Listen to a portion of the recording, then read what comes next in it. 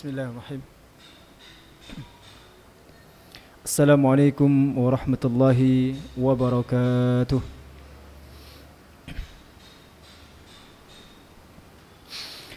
Alhamdulillahi rabbil alamin, alladhi bini'matihi tatimmus salihat wa bifadlihi ihtadal muhtadun. Assalatu wassalamu ala rasulihil karim Sayyidina wa habibina wa maulana Muhammadin wa ala alihi wa sahbihi ajma'in. Asyhadu an la ilaha illallah wahdahu la syarika lah wa asyhadu anna Muhammadan abduhu wa rasuluh la nabiyya wa la rasula ba'dah. Amma ba'd, fa ya ibadallah, usikum wa nafsi bitaqwallah, faqad fazal muttaqun. Faqala azza min qail: يا أيها الذين آمنوا اتقوا الله حق تقاته ولا تموتن إلا وأنتم مسلمون. وقال صلى الله عليه وسلم: اتق الله حيثما كنت وأتبع السيئة الحسنة تمحها وخالق الناس بخلق حسن. معاشر المسلمين والمسلمات رحمكم الله.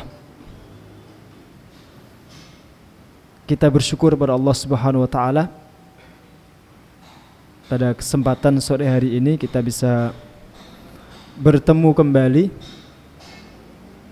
dalam rangka kajian tafsir. Kita kosong beberapa pertemuan, insyaallah di sore ini kita akan lanjutkan kajian tafsir kita. Kita sampai di surat Ali Imran. Ayat terakhir adalah ayat yang ke-13. Insyaallah nanti kita lanjutkan di sore ini di ayat 14. Salawat dan salam kita sanjungkan pada junjungan kita Nabi Agung Muhammad sallallahu alaihi wasallam, uswatun hasanah, suri teladan terbaik sepanjang zaman yang senantiasa kita ikuti sunnah-sunnahnya. Kita lanjutkan estafet dakwahnya dan kita harapkan syafaatnya kelak di yaumil qiyamah. Jamaah sekalian, kita baca terlebih dahulu ayat yang ke-14 dan ayat selanjutnya.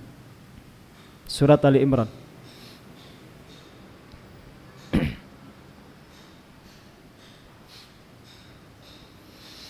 A'udzu billahi minasy syaithanir rajim. زين للناس حب الشهوات من النساء والبنين والقناطير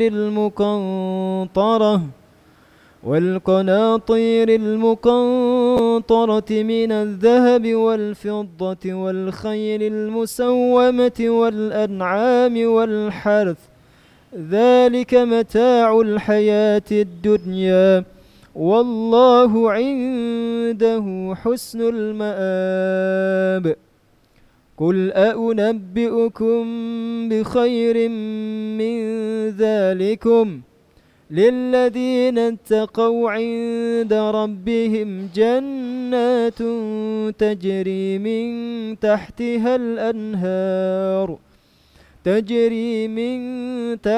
الأنهار خالدين فيها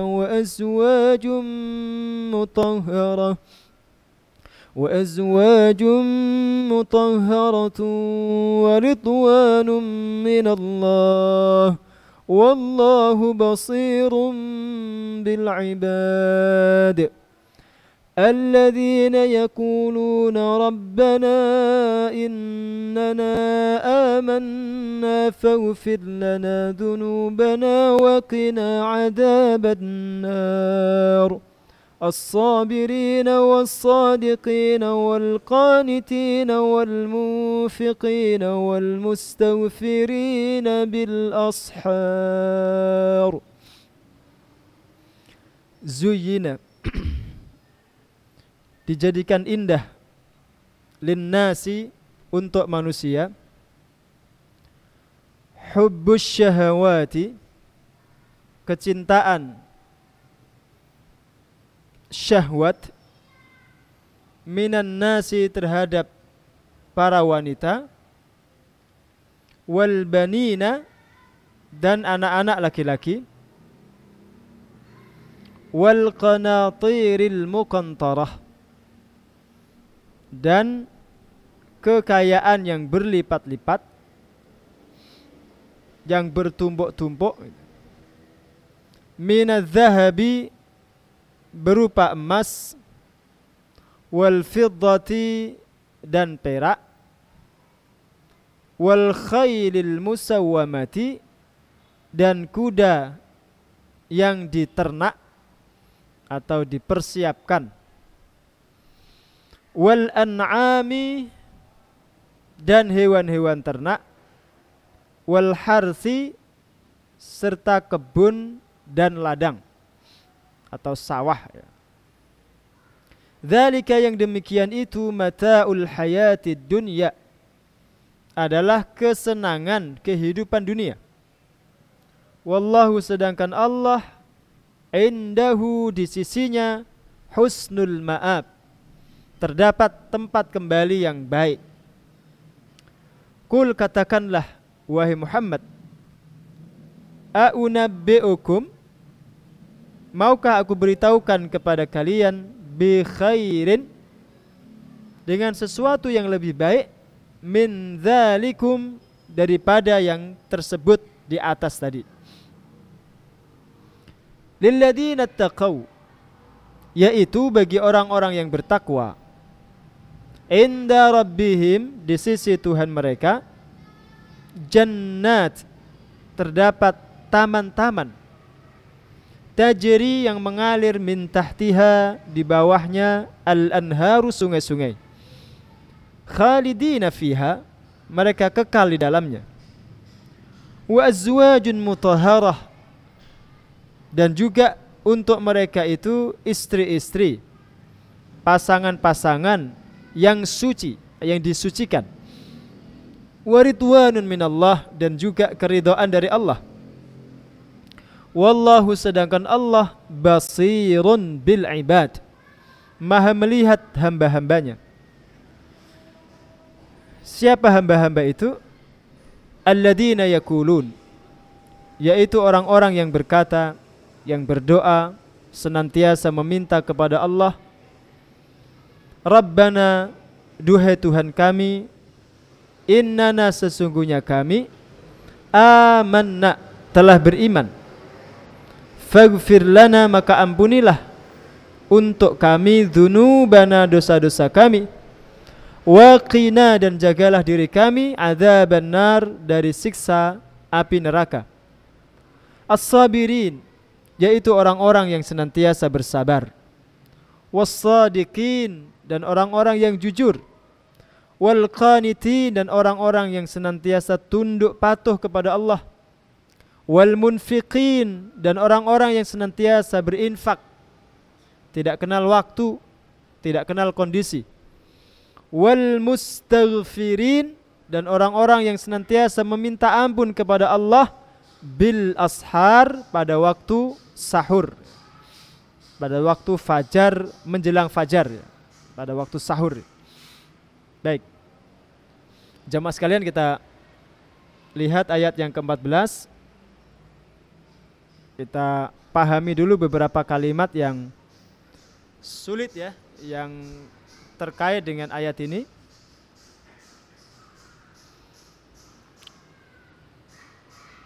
Kalimat zuyyina itu bentuknya mabni majhul, satu kata kerja yang dibentuk pasif, dijadikan indah atau dihias-hiasi. Yang menghiasi siapa? Para ulama berbeda pendapat. Ada yang menyebutkan bahwa fa'ilnya, pelakunya adalah Allah Subhanahu wa taala. Jadi yang menghiasi, yang menjadikan indah dalam pandangan manusia itu Allah sendiri.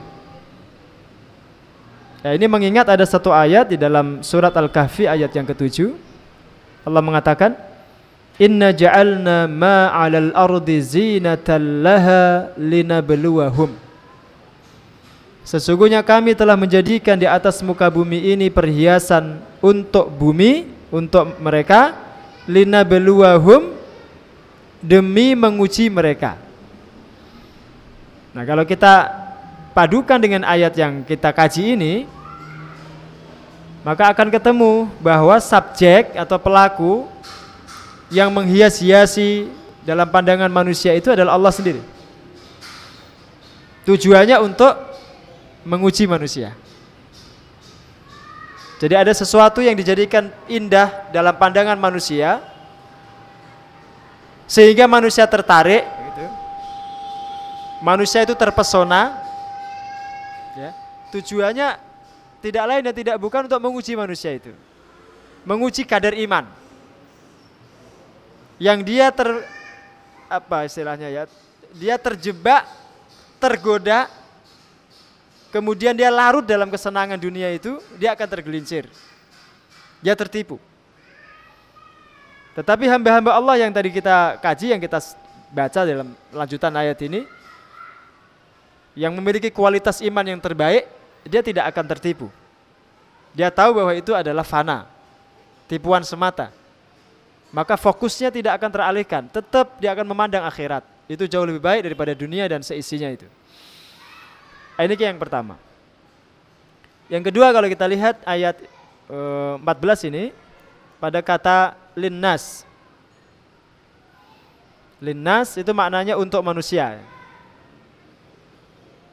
Secara umum Allah menyebutkan begitu.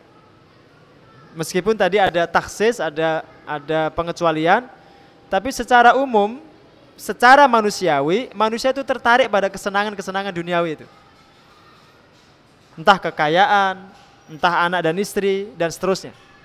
Itu tabiat manusia. Maka di dalam ayat 14 ini hampir tidak ada pengecualian. Nanti agak pengecualiannya setelah itu. Linnas secara umum manusia seperti itu. Nah, kemudian materi godaannya itu Allah katakan hubbus syahwat. Yang namanya syahwat itu dalam definisinya kalau kita lihat nuzu'un nafsi ila ma turiduhu. Jadi kecenderungan nafsu terhadap apa yang dia inginkan.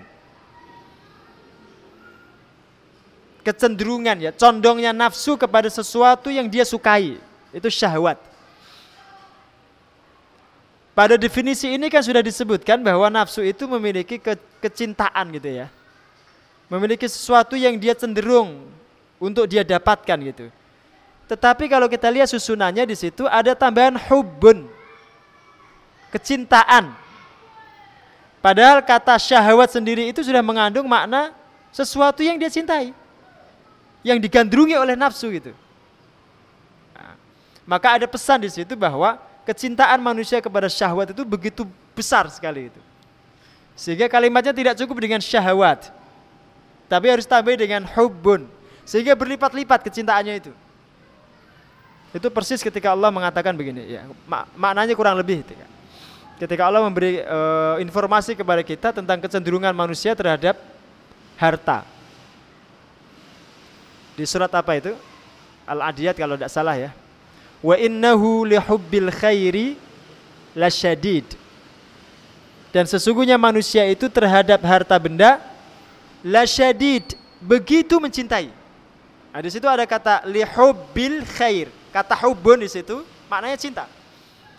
Masih ada tambahan lasyadid. Ada lam taukid, ada kalimat syadid. Sebagai kata sifat dari kata hubbun itu. Jadi kecintaan manusia kepada harta itu sangat besar sekali itu. Bahkan hampir tidak bisa diungkapkan bagaimana besarnya cinta manusia kepada harta itu. Nah, ini celah kelemahan kita di situ. Dan Allah memberitahu.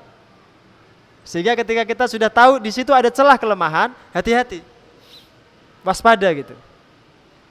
Masalah harta itu yang sebagian besar menggelincirkan manusia. Wong kita dikasih cuma-cuma aja itu, gratis itu aja kita harus hati-hati. Apalagi kalau kita dapatkan dengan cara-cara yang tidak halal. Naudzubillahi min dzalik gitu. Kita dikasih orang gratis itu harus hati-hati. Karena banyaknya itu juga ada hisab. Halalnya ada hisab. Sementara haramnya ada azab di situ. Ada azab yang menunggu. Nah, itu kata hubbus syahwat. Kemudian kata minan nisa. Kata minan nisa, an-nisa lebih didahulukan daripada al-banin. Jadi nisa dulu, wanita dulu didahulukan daripada anak-anak. Karena godaan terhadap perempuan itu jauh lebih besar daripada godaan terhadap anak laki-laki, terhadap putra. Cuma pertanyaannya, kenapa yang disebutkan wanita? Tidak minar rijal juga terhadap laki-laki gitu. Kenapa gak disebutkan secara umum lawan jenis gitu? Ini juga satu hal yang harus kita renungkan gitu ya.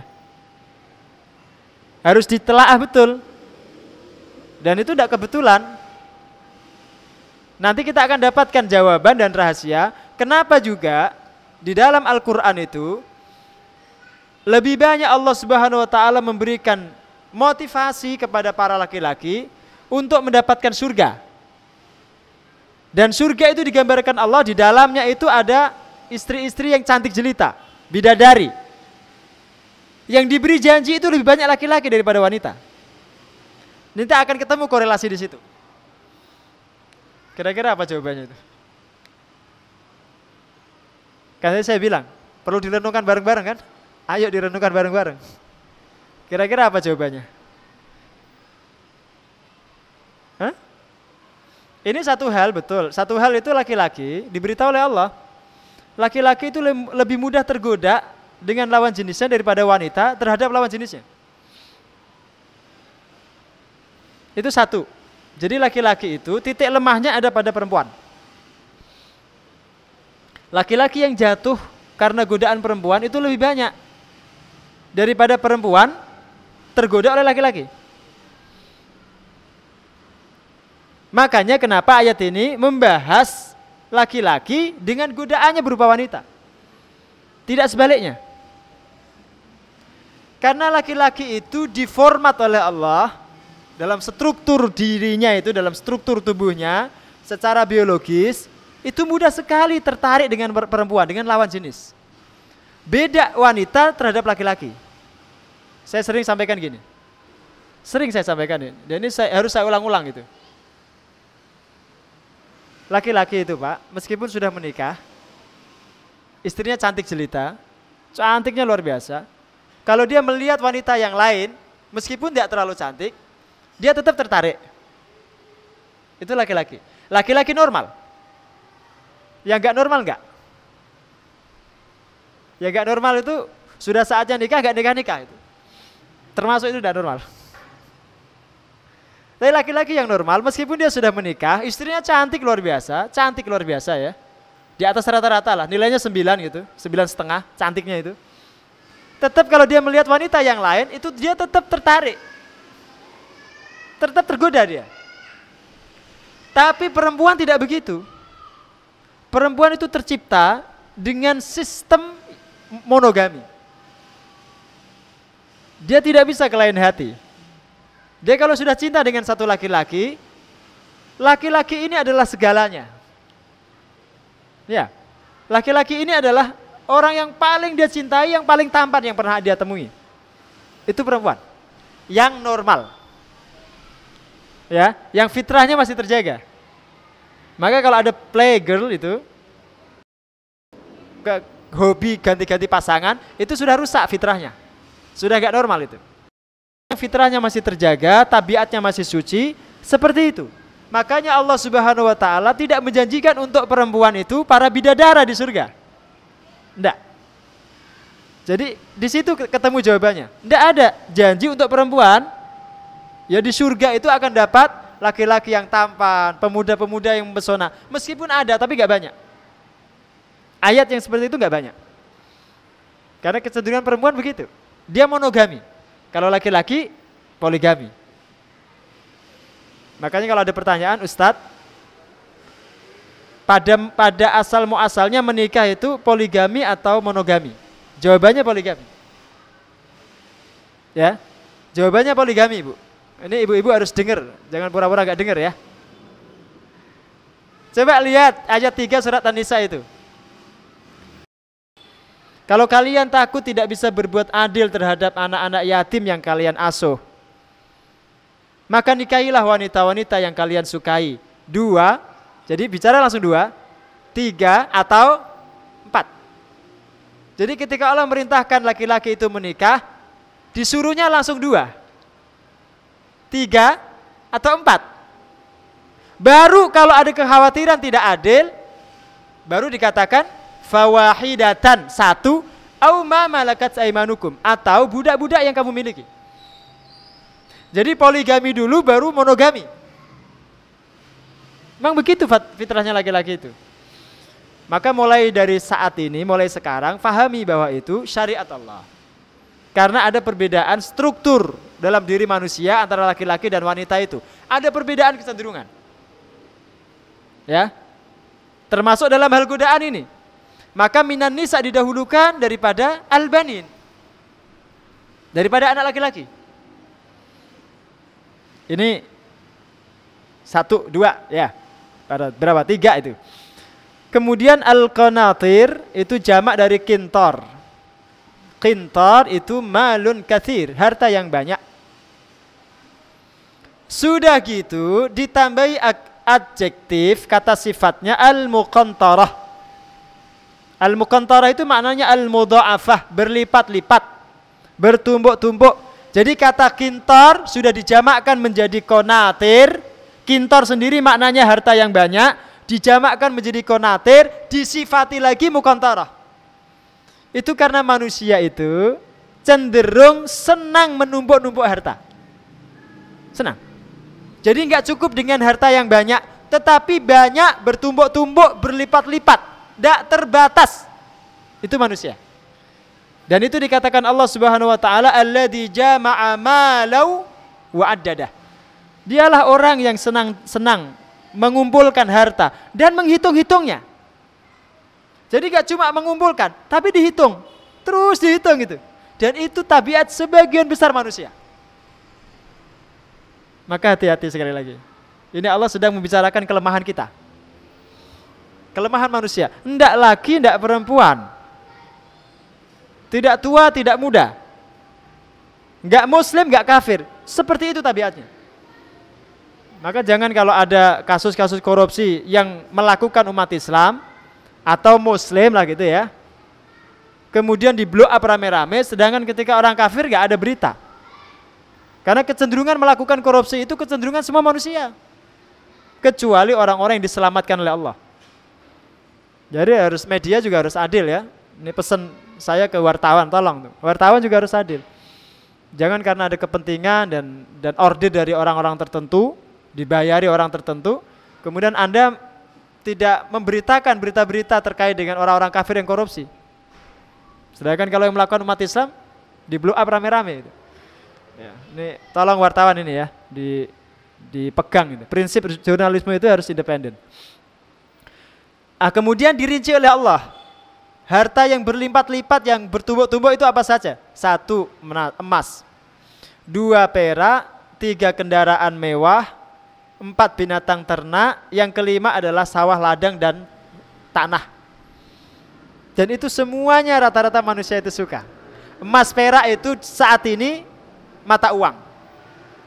Zaman dulu yang namanya emas dan perak itu alat transaksi. Jadi bukan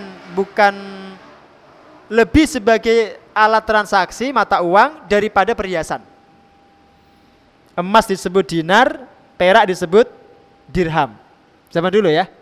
Maka kalau kita bicara tentang zakat emas dan perak, itu zakat mata uang maksudnya. Itu lebih utama daripada emas perak sebagai simpanan, sebagai kekayaan yang disimpan. Karena zaman dulu yang namanya emas itu dinar, perak itu dirham. Dan manusia cenderung terhadap mata uang itu ternyata lebih besar daripada yang lain. Kepemilikan mata uang itu lebih disukai manusia daripada harta yang lain. Maka nggak ada istilah mata mata mobilen itu nggak ada. Yang ada itu mata duiten. mata duitan yang diungkapkan kan dalam peribahasa masyarakat kita itu. Karena memang begitu. Manusia itu kalau lihat duit hijau matanya. Lihat kendaraan tuh seneng ya. Tetapi lihat duit lebih.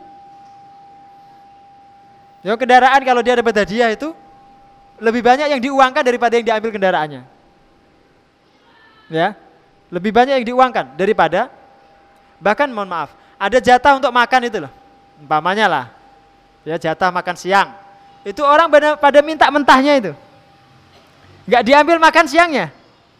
Kalau bisa diminta mentahnya, diambil mentahnya itu. Itu manusia. Jadi dia lebih suka uang daripada benda yang lain. Itu fakta ya. Ini emas dan perak. Kemudian al-khailil musawwamah, kalau di situ tadi diterjemahkan sebagai kuda yang dipelihara, itu maksudnya kendaraan mewah. Al-khail, khail itu kuda maknanya. Al-musawwamah yang dipelihara, yang disiapkan, dirawat. Ya, dirawat. Diopeni setiap hari, dilus-lus, dikasih makan, dijatah, dipelihara dengan terbaik. Meskipun sebagian ulama mengatakan kuda yang disiapkan untuk perang, untuk jihad. Ya, kalau sekarang konteksnya kendaraan mewah lah, Lamborghini itu, apalagi Ferrari, adik kecil aja tahu kan, Ferrari kan tahu. Anak-anak kecil sekarang udah tahu, termasuk anak saya kalau lihat mobil keren gitu seneng banget, wih mobilnya keren, itu seneng banget. Itu fitrah manusia. Selama dia mendapatkan dengan cara yang benar, tidak berlebihan, agama ini tidak mencela.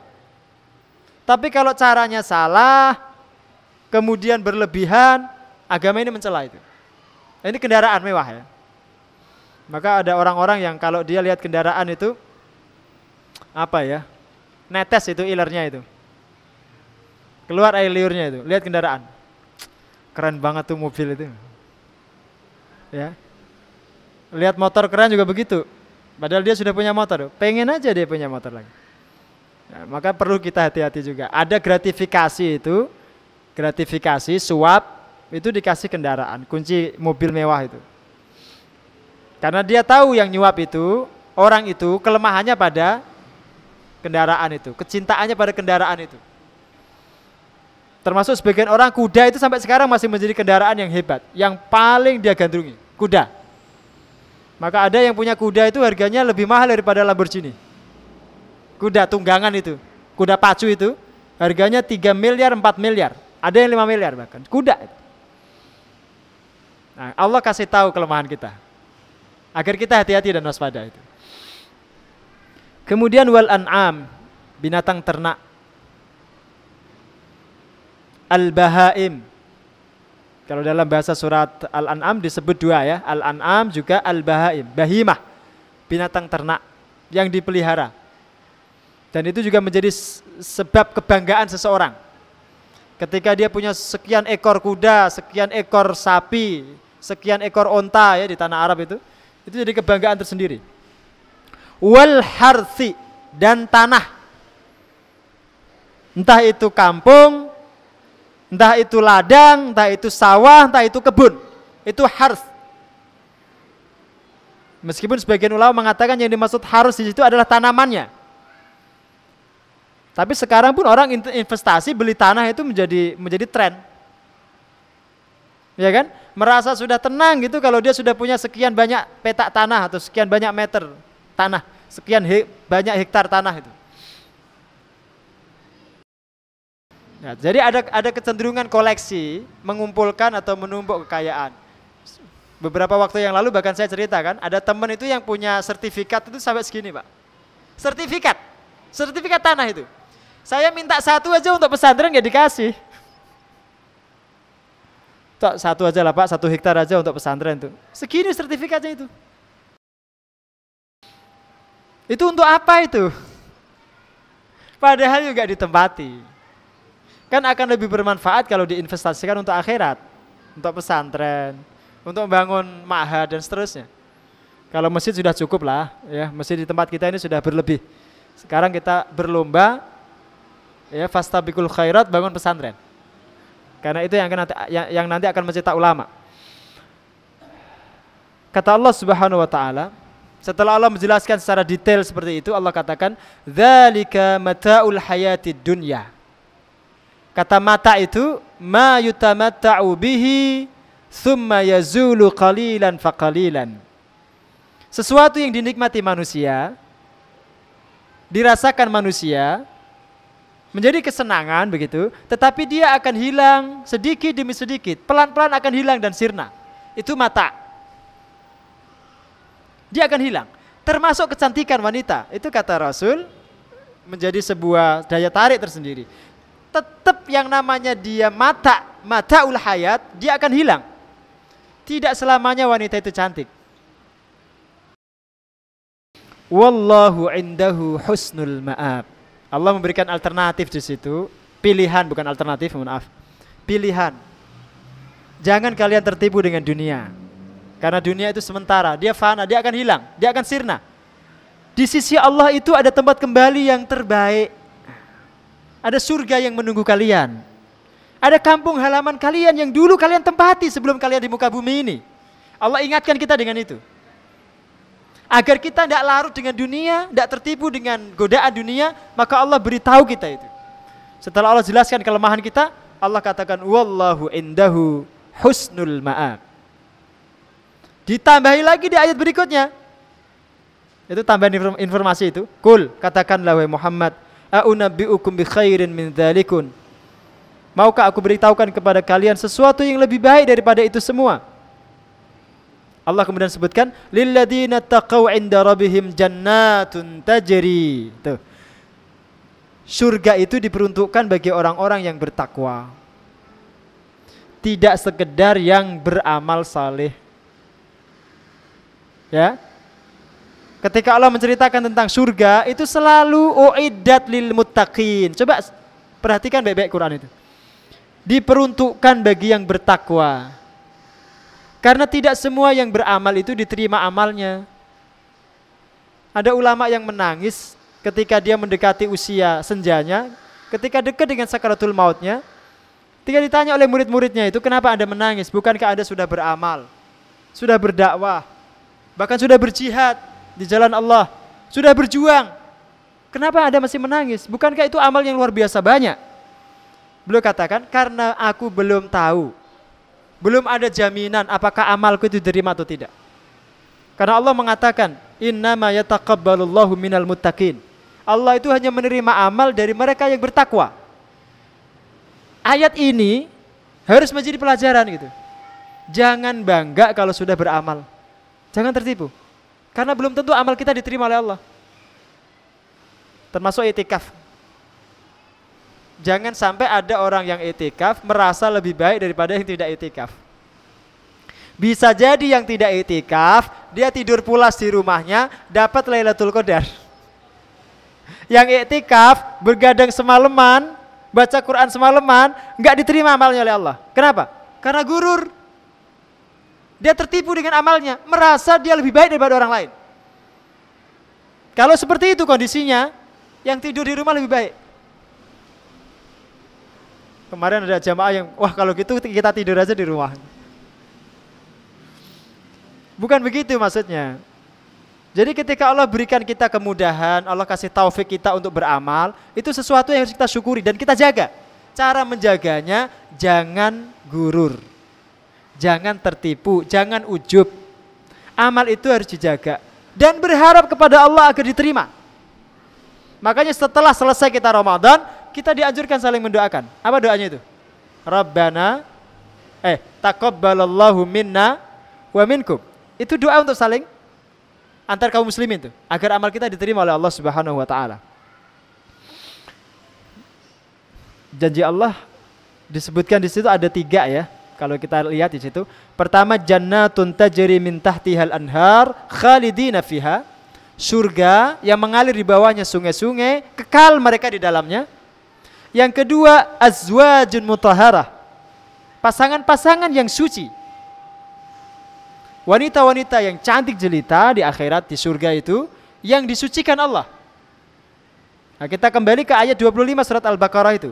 Ketika Allah mengatakan, wa basyiril ladzina amanu wa amilus salihati jannatun. Itu Ada makna wa azwajun mutahharah di situ. Masih ingat ya pelajaran itu?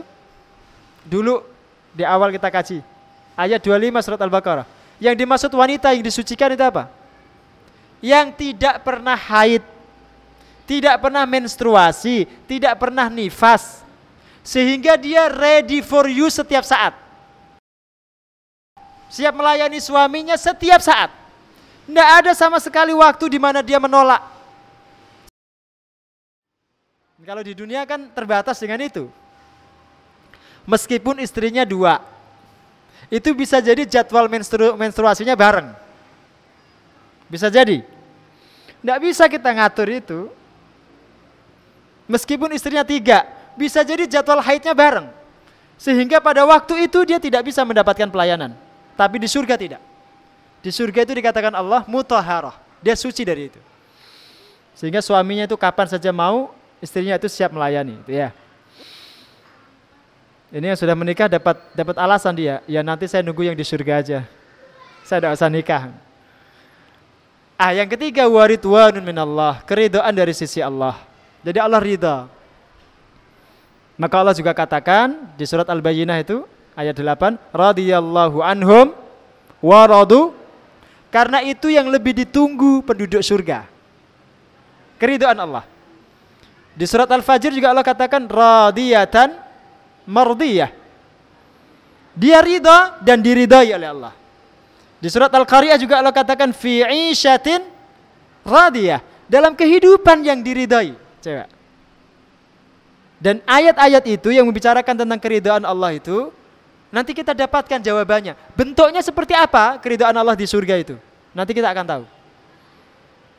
Berjumpa dengan Allah, Allah menyapa kita, menyampaikan salam kepada kita, itu jauh lebih diharapkan penduduk surga daripada seluruh kenikmatan surga.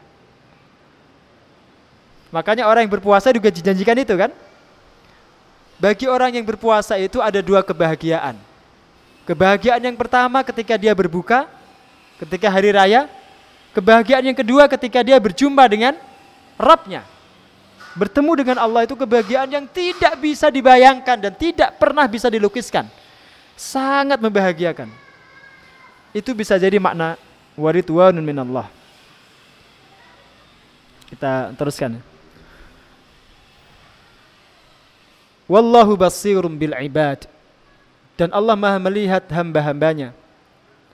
Al-Quran itu menyebutkan 2 kata. Dari satu akar kata, hurufnya juga hampir sama, tetapi memiliki makna dan konotasi berbeda. 2 kata itu adalah kata ibad dan kata abid. Abid. Kalau kata ibad itu konotasinya positif. Hamba-hamba Allah yang dicintai. Tapi kalau kata abid yang di kasrah, ya, karena kasrah itu letaknya di bawah, itu ada konotasi negatif. Hamba-hamba Allah yang hina, yang rendah. Kata ibad, karena baknya itu di fathah, dia di atas, dia tinggi, mulia. Hamba-hamba Allah yang mulia. Nanti kalau antum cermati Quran, kalimat-kalimatnya selalu dibedakan begitu ya Allah. Kalau Allah bicara tentang ibad, itu pasti nanti sebutan setelahnya itu terpuji. Coba di surat Al-Furqan, wa ibadur rahmanil ladzina yamshuna 'alal ardi haunan. Sampai ayat sekian itu bicara tentang kelebihan hamba-hamba Allah yang bertakwa itu. Tapi ketika Allah giliran mengatakan wa ma kunna wallahu, apa itu ayatnya ya, yang Allah tidak mendolimi hamba-hambanya itu. Kalimatnya itu ada kata kedoliman gitu, kemudian kalimatnya itu abid. Kami tidak pernah mendolimi hamba-hamba kami, tapi yang dipakai itu abid. Yang punya Quran Android bisa dilihat, bisa di search, itu ada itu. Apa kalimatnya ya? Saya agak lupa itu. Ya nanti kalau ketemu kita ini ya. Jadi ada perbedaan penggunaan itu. Kata ibad dan kata abid itu ada perbedaan penggunaan. Sehingga ketika kita kaji ayat ini isinya juga setelahnya itu kabar gembira.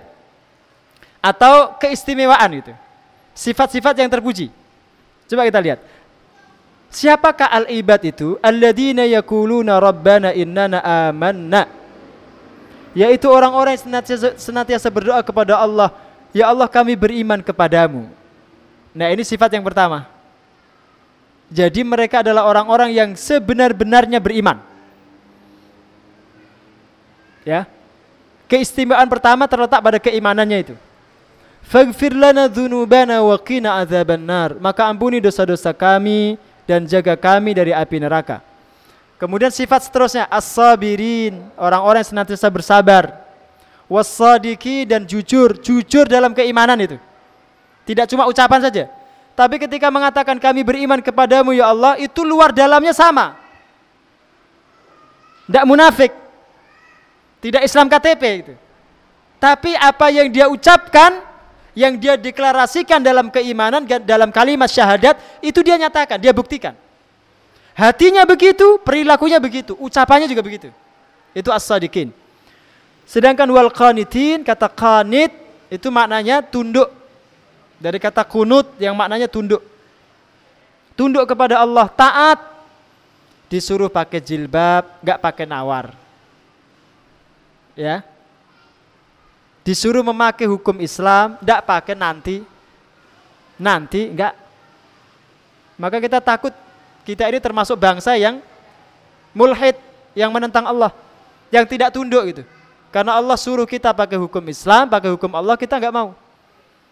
Padahal syarat untuk masuk surga itu al-qanitin, harus tunduk kepada Allah. Wal munfiqin, infaknya setiap saat.